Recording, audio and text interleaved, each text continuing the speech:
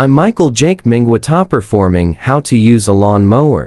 Materials: lawn mower, long pants. Step 1. Start the engine by pulling to operate the lawn mower. Step 2. Carry the lawn mower. Step 3. Press gas to accelerate the lawn mower. Step 4. Cut the grass by placing the blade to the ground. Make sure the grass will cut. You just turn back left or right.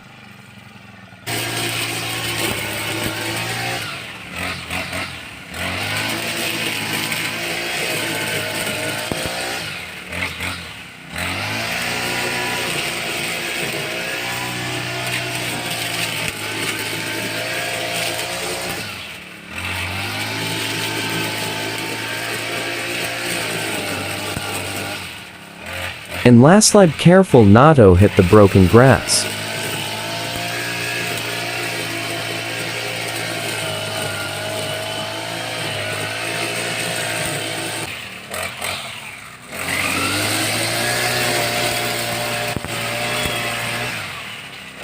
Just keep on cutting the grass to make the area clean.